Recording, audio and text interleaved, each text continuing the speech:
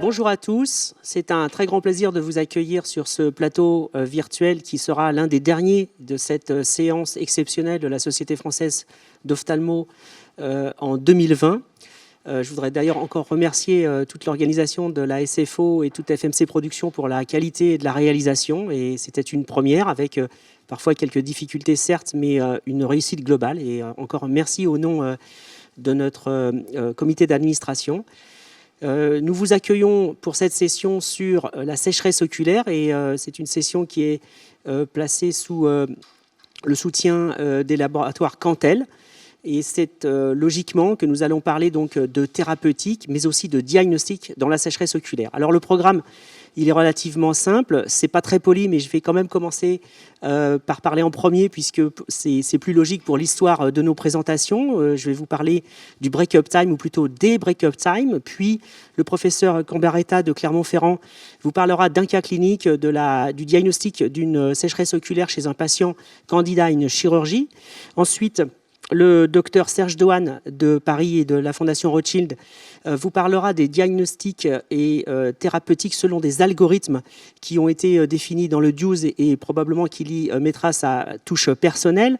Puis le docteur Siem Lazreg d'Alger nous donnera aussi son idée sur les algorithmes et sur l'arsenal thérapeutique dans les dystrophies, dans les dysfonctionnements des glandes de Mébonius.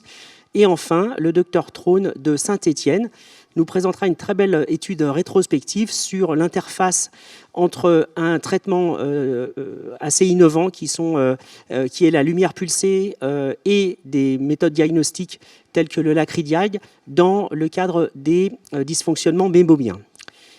Voilà, donc je vais commencer ma présentation sur le break-up time.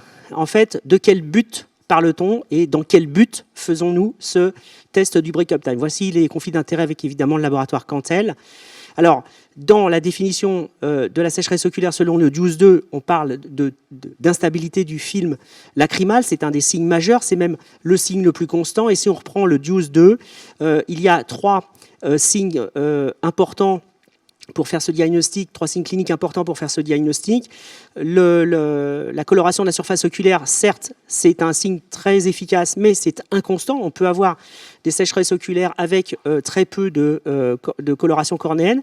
L'hyperosmolarité, c'est un très bon signe, mais la difficulté, c'est qu'il faut la tester avec des méthodes qui sont éventuellement chères et qui ne sont pas toujours facilement reproductibles. Et puis finalement, on a cette mesure de l'instabilité des films lacrymales par le temps de rupture des larmes, ou break-up time en anglais, qui lui est clinique et constant, quelle que soit la forme de la sécheresse oculaire. Ce signe objectif constant, certes, mais pas spécifique de la cause. La méthode la plus classique pour le tester, c'est le break-up time à la fluorescéine, que je vais appeler F-but dans l'ensemble de cette présentation, pour fluorescéine break-up time. On sait que la normale, c'est supérieur à 15 secondes, mais un but réduit peut traduire à la fois une couche mucinique altérée, une couche aqueuse insuffisante, une couche lipidique suboptimale. Autrement dit, on n'a pas d'argument quand on regarde le but avec la fluorescéine pour savoir de quel type de sécheresse oculaire il s'agit, insuffisance lacrymale pure ou dysfonction mémomien ou un mixte des deux. La première chose quand on fait un break-up time à la fluorescéine, c'est déjà de bien le faire. Et ce n'est pas du tout évident, c'est même très difficile à standardiser. C'est d'ailleurs un des écueils de la recherche clinique sur la surface oculaire. Si on met pas assez de fluorescéine, on a tendance à le sous-estimer. Si on met trop de fluorescéine, on le surestime. Voilà le même patient que j'ai testé il y a environ un mois pour faire ces photos. J'avais fait exprès de mettre soit pas assez de fluorescéine, soit trop de fluorescéine. Le même patient, je passais d'un break-up time de 1 seconde à plus de 10 secondes et ce n'était pas de la mauvaise foi. On pouvait effectivement complètement modifier les résultats sur un même œil. Quand on a compris comment faire ce test à la fluorescéine, on se rend compte qu'en fait, c'est relativement simple d'arriver à être à peu près reproductible. Il faut instiller peu de fluorescéine, c'est une des premières règles. Il faut attendre au moins 20 à 30 secondes. En fait, la vraie règle, c'est qu'il faut que le verre soit translucide au-dessus de la cornée, et c'est là qu'on peut mesurer ce break-up time. L'idéal, c'est de le mesurer 3 fois et de faire une moyenne. Il faut mesurer la cassure du film lacrymal ni trop tôt, ni trop tard. Le break-up time, ça correspond au moment où le film se casse, c'est du présent. Donc il ne faut pas que ça soit du futur, ça c'est trop tôt. Il ne faut pas que ça soit du passé simple, ça c'est trop tard. Alors, le JUICE 2 propose une alternative à ce fluorescein break-up time qui n'est pas si facile à réaliser finalement, qui est le non-invasive break-up time. Ça veut dire quoi en français? C'est un temps de rupture des larmes non invasif. Autrement dit, quelque chose qui n'utilise pas la fluorescéine et qui a l'avantage théorique d'être plus automatisable. Il y a plusieurs techniques pour regarder ce non-invasive break-up time. La première historique, ça a été le tearscope, mais là, ce n'était pas du tout automatisé. Et puis maintenant, on dispose de différents types de machines, des topographes cornéens, des abéromètres, des microscopes laser à balayage qui permettent d'avoir une mesure automatique, et c'est bien ça l'avantage. Ça, ce sont les pour. Il y a des contre. Le premier contre, c'est le prix des machines. C'est franchement plus cher que l'installation de fluorescéine, par définition. Mais c'est aussi plus pratique puisque c'est automatisable. Et puis les valeurs normales, c'est encore un sujet de discussion. On pense qu'une valeur inférieure à 10 secondes de non-invasive break-up time, de NIBUT, est un bon signe d'œil sec. Et on sait qu'il y a un certain décalage entre les valeurs de NIBUT et les valeurs de break-up time à la fluorescéine. Et on va voir ça en détail tout à l'heure. Quand on fait les comparaisons à base de la littérature internationale, on se rend compte que la moyenne effectivement du break-up time à la fluorescéine, c'est plutôt 8 secondes, plus ou moins 10 secondes chez les patients sains, versus 11 secondes, plus ou moins 7 secondes. On a l'air pas très loin, mais cette différence en moyenne, elle est de 3,7 secondes dans le sens d'une plus grande valeur de non-invasive break-up time. Les valeurs seuil pour penser qu'on a une sécheresse oculaire, c'est de l'ordre de 5 secondes, voire 10 secondes pour le fluorescein break-up time, c'est moins de 10 secondes pour le non-invasive break-up time. Ce qui est intéressant, c'est de comparer les sensibilités et spécificités des deux tests. Il y a un avantage dans ce sens pour le non-invasive break-up time, meilleure sensibilité, meilleure spécificité, avec toutefois, on le voit, un écart type entre les mesures répétées qui est plus important, autrement dit, une moins bonne répétabilité des tests chez un même patient.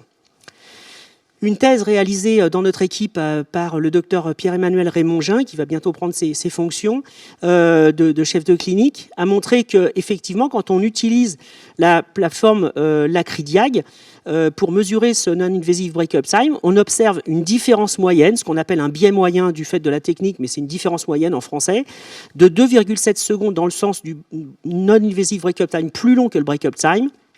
Et en réalité, cette différence augmente avec les valeurs. Autrement dit, plus l'œil est sec, moins il y a de différence entre un break-up time à la fluorescéine et un NIBUT, moins l'œil est sec, plus la différence augmente.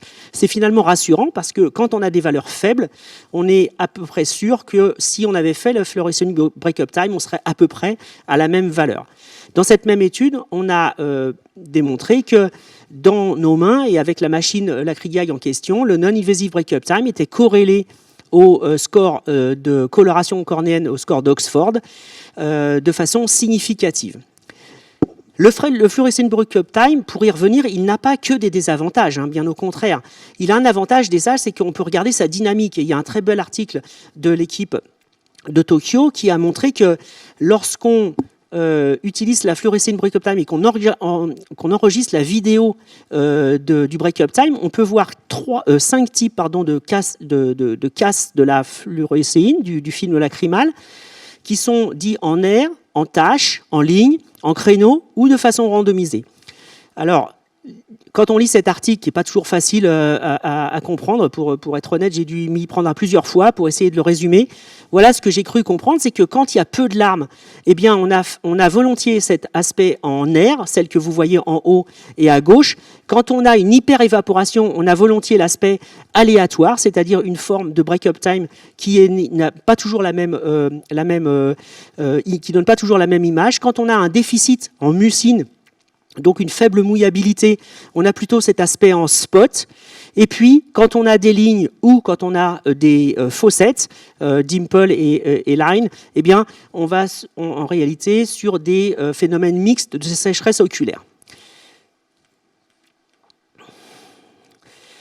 On pourrait idéalement analyser les différentes sous-composantes du break-up time. Ça sera l'idéal. Malheureusement, ça n'est pas encore parfaitement au point.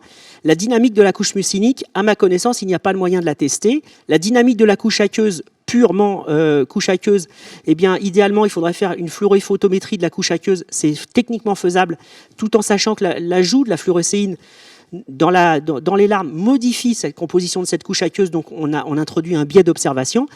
Et puis, ce qui nous est possible maintenant, c'est d'analyser la dynamique de la couche lipidique.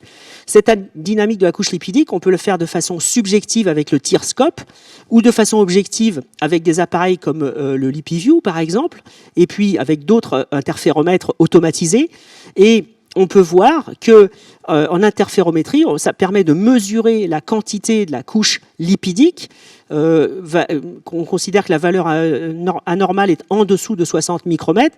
On peut regarder aussi en séquence vidéo la vitesse à laquelle le film lipidique se remet en place, et on le voit très très bien sur cette vidéo.